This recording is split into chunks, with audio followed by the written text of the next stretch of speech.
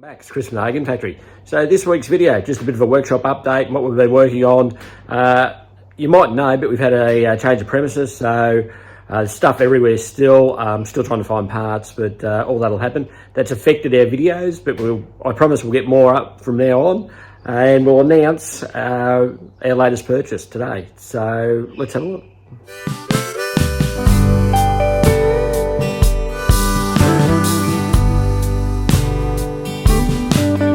Empty bottles and wasted time. I got nothing to show for all my wasted time. Except trouble, worried mind.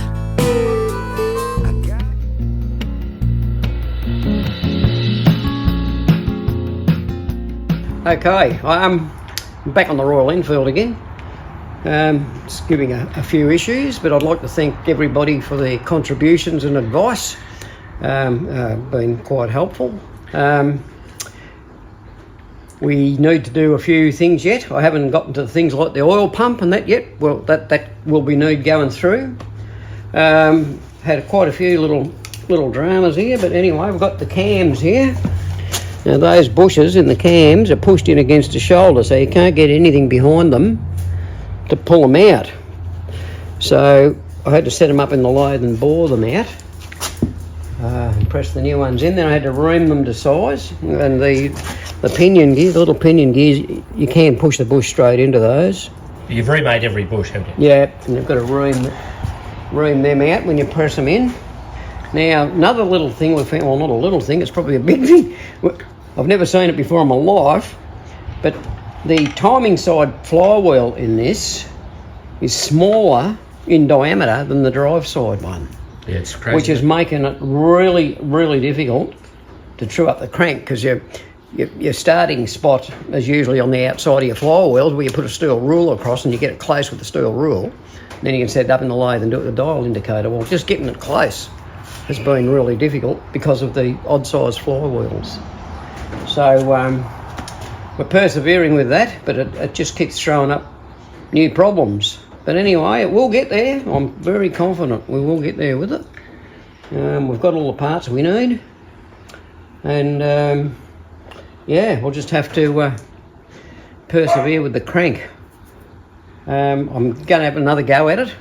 It's pretty close, but I don't think it's quite close enough, so I'm going to have another go at it. Yeah, okay. Okay. Now, change tack a bit. You get out and about and you look around in different spots, and I found this big box of pistons. And there's quite a lot of big, long, odd-looking pistons here, two-stroke pistons with little gudgeon pins, and they've got the little brass keepers in the end to keep the gudgeon pin in. Got those. Got these big fellas. Don't know what they're out of, but they're all brand new. That's different to that one, so it's got the slots in it. The cutouts, yep. Yep. And, all these pistons, or most of these pistons you see in the box, will be at Lanelli. Yep. It's even got the Villiers and Jap genuine spares written on that box.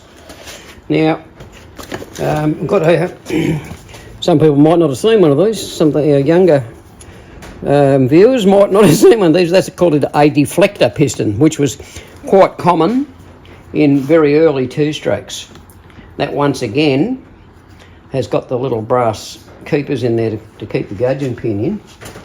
I think a lot of these are Villiers pistons, but then there's some other quite nice little four-stroke pistons here too. I don't know what they are. I have no idea. There's more. So when you come to the Lanelli, you better bring your measuring gear. Yeah, we'll bring a sample and see if we've got something that might do. So that's a little four-stroke piston. They could be out of like a little side valve Villiers engine or something. I'm not sure. Yep. Then we've got these big fellas.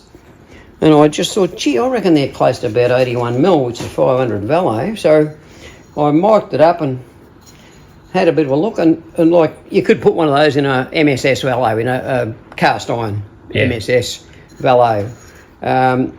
they're flat top, but that really probably wouldn't matter that much in those old motors. Like if you just want to make a touring engine, perfect. Well, I've got 4 of those.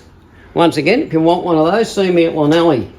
And bit of breaking news, Llanelli is back on in December 2025. It is, so don't forget December. It's in December, it's on the 6th and 7th, is that correct, Chris? That's right, 2 days trading as well, but we'll get an ad up for that and we'll keep reminding everyone. And there will be more sites.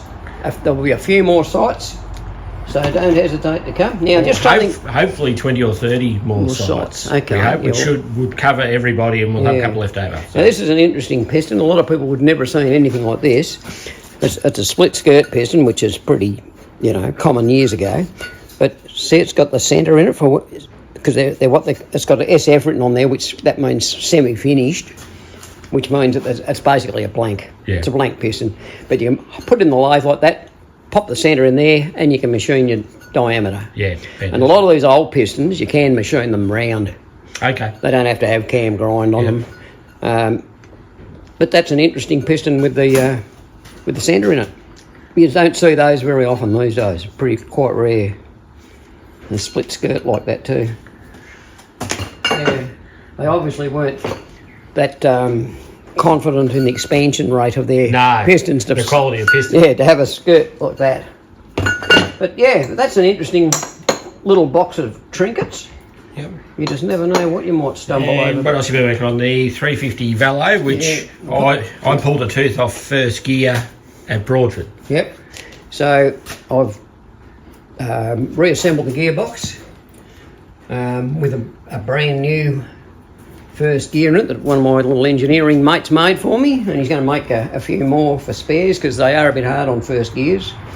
There's a lot of first gears around that have got a few teeth missing. But the bike went really well at Broadford, but it might have been geared a bit wrong, so we're just going to work on the gearing over there. Put the gearbox back in, we'll see how that goes. Now, I don't think there's much else. Oh, we can announce the new purchase if you want to come over.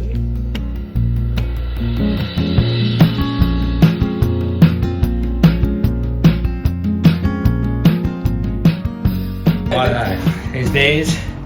Now, what do we got here? What's the latest purchase we've got? The latest taken factory purchase is a 7R AJS 1961 model, which is pretty close to the last batch they made. I've got a feeling they made a few in 62, but 61's the late model, short stroke. I think it might have run out to the start of 63, all the leftover parts, I think. Yeah, okay, so they had a few leftovers and made a few more bikes in 62.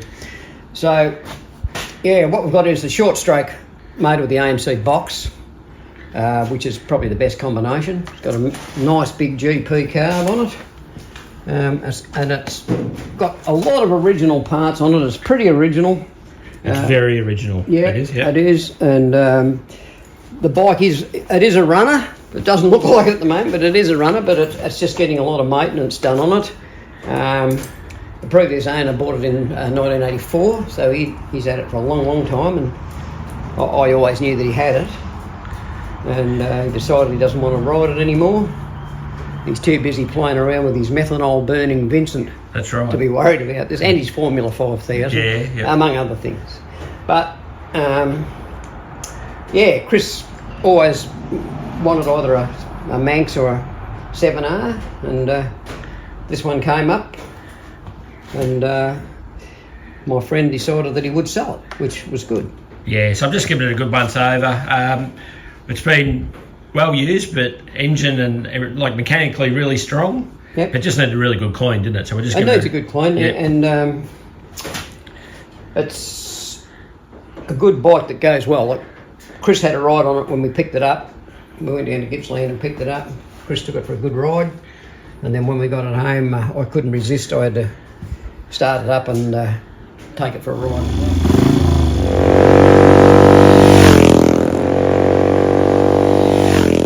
I was quite impressed with how it went. But, I've ridden a few good singles in my day. I've ridden Gold Star Boozers and Velocette Thruxtons and that, but for a 350, this was right up there. Yeah. I think we'll give them a bit of hurry up at the single cylinder rally next year at Llanelli.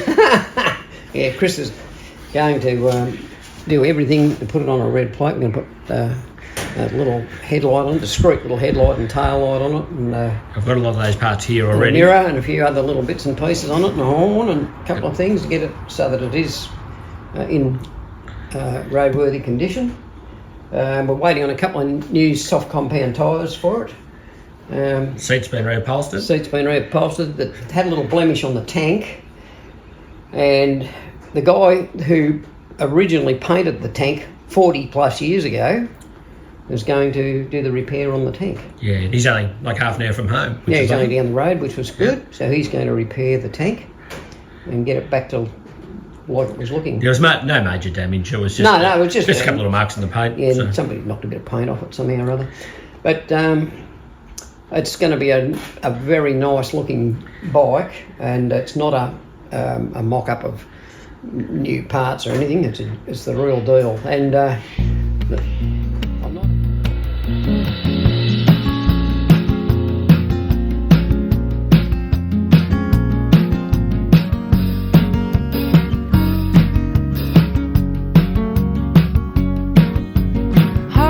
Heart soften under flame, and it's true you are my flame. True you are my flame. I'm not 100% sure of this, but the story is that it came from Alan Burt, who was an Australian champion and an international rider. He was a privateer. He was a privateer. He's long gone now, but he originally had this bike, I was told, and he used to let Ron Toombs ride it. And Ron Toombs was a multi-Australian champion, and he also rode overseas, like in Indonesia and places like that. So it's got a little bit of history. I didn't buy this bike just to park it up. We're going to get it out, get it on Club Rego, take it to a few rallies.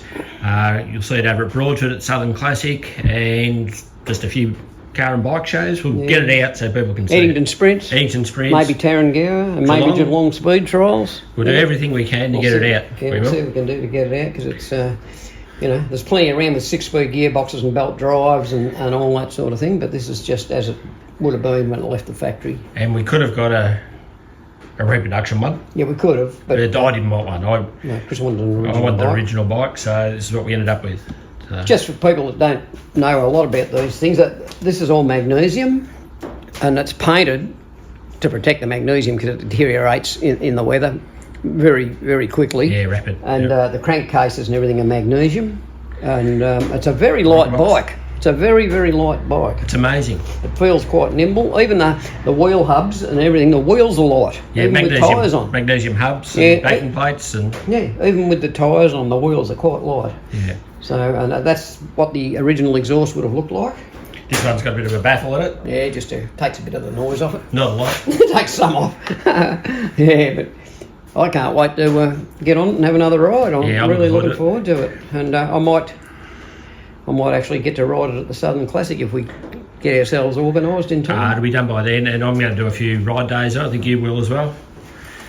And, Yeah. I've got another bloke in Bendigo who I wouldn't mind letting have a ride either. Another old road racer. So once it's all up and running, we've had a ride. I might ask him if he's interested. So. Yep. All good. Fantastic. Okay, so don't forget Lonelli, Yep, we'll put the ad up in the next 6th and 7th of December this year. we'll get the ad up in the next couple of weeks. Yeah, and there will be more sites. A little bit different format, but we'll all be advertised. You'll know what's happening. Excellent. Okay. Righto, same as every other week. If you like what you see, like, subscribe, tell your friends, tell everybody. Let's bring Hagon's back.